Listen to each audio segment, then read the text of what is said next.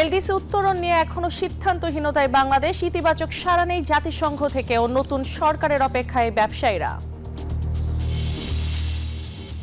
NCT ইজারা সিদ্ধান্তের প্রতিবাদ উত্তপ্ত চট্টগ্রাম বন্দর, শ্রমিকদের টানা কর্মবিরতি, রমজানে নিত্যপণ্যের দাম আকাশচুম্বী হওয়ার শঙ্কা। দেশের বাণিজ্যিক ব্যাংক থেকে আরো 17 কোটি 10 লাখ ডলার কিনল বাংলাদেশ ব্যাংক, চলতি বছর মোট কেনা হয়েছে $4.32 বিলিয়ন।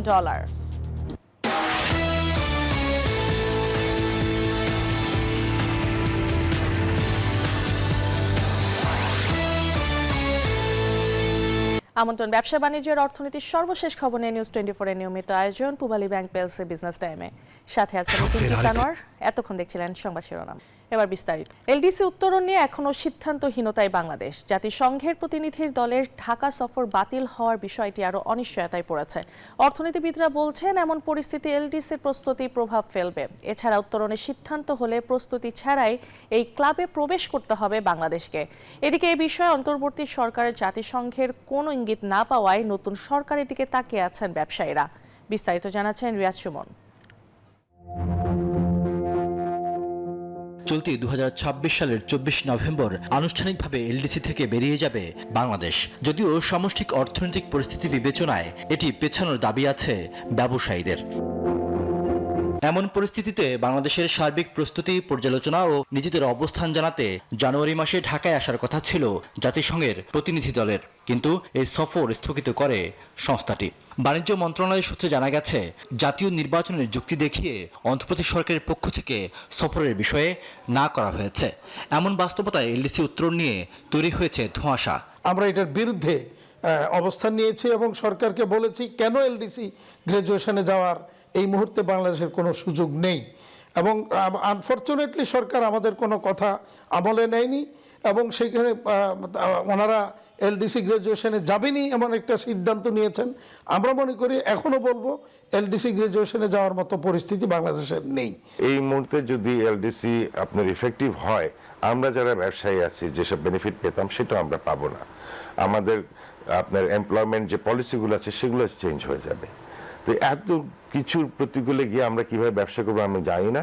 এখন পর্যন্ত জাতিসংঘের কাছ থেকে এলডিসি উত্তরণ পেছানোর কোনো ইঙ্গিত পায়নি অন্তর্বর্তী সরকার। এমন বাস্তবতায় নির্বাচিত নতুন সরকারের দিকে তাকিয়ে আছেন ব্যবসায়ীরা।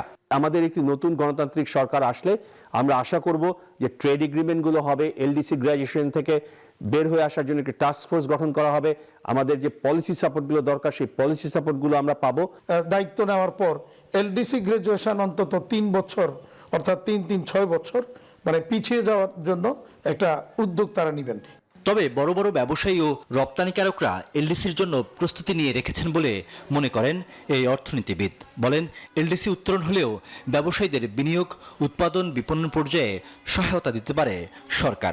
এখন যেভাবে আমাদের সুবিধাগুলো দেয়া হয়, এই সুবিধাগুলো রপ্তানি পর্যায় থেকে সরিয়ে এনে এগুলোকে উৎপাদন বা বিপণন বা বিভিন্ন ধরনের বিনিয়োগের পর্যায়ে গিয়ে যদি রিস্ট্রাকচার করা যায়, যেটা অন্যান্য উন্নয়নশীল দেশগুলো বিশেষত ভারত করছে সাকসেসফুলি, ওরকম কিছু কাঠামোগত পরিবর্তন আনা দরকার বলে আমরা মনে করি।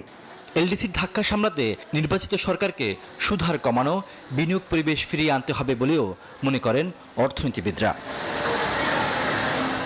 রিয়াজ সুমন, নিউজ 24, ঢাকা।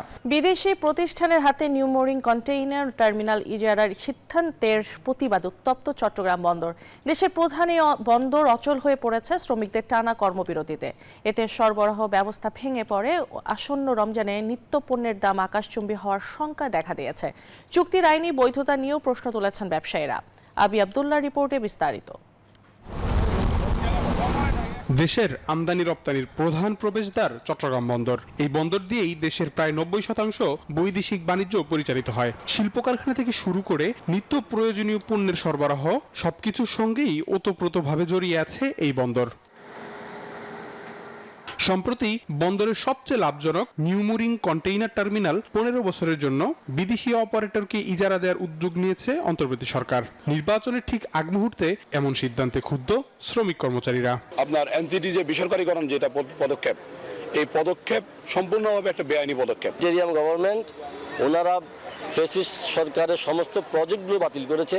শুধুমাত্র এই চট্টগ্রাম বন্দরের প্রজেক্টটি নিয়ে ওনারা দুর্বার গতিতে এগিয়ে যাচ্ছেন। কেন এগিয়ে যাচ্ছেন এটার কোনো যুক্তি আমাদের কাছে ওনারা উপস্থাপন করতে পারেননি। এদিকে ব্যবসায়ীরা আশঙ্কা করছেন এই অচলাবস্থা ও ইজারা নিয়ে অনিশ্চয়তা সরাসরি প্রভাব ফেলবে আমদানি রপ্তানিতে। তাদের মতে বন্দরের উপর নিয়ন্ত্রণ দুর্বল হলে খরচ বাড়বে, সরবরাহে দেরি হবে এবং শেষ পর্যন্ত তার বোঝা চাপবে ভোক্তার উপর। চট্টগ্রাম বন্দরে যে অচলাবস্থা বিরাজ করছে, এর ফলে আমদানি রপ্তানি কার্যক্রম ব্যাহত হচ্ছে। সরকারের প্রতি আমাদের অনুরোধ, অতি সত্বর আলাপ আলোচনার মাধ্যমে এই সমস্যার সমাধান করার জন্য। স্বচ্ছ প্রতিযোগিতা ছাড়া নির্বাচনের ঠিক আগ মুহূর্তে তড়িঘড়ি করে এই চুক্তির যৌক্তিকতা নিয়েও প্রশ্ন তুলেছেন অর্থনীতিবিদরা।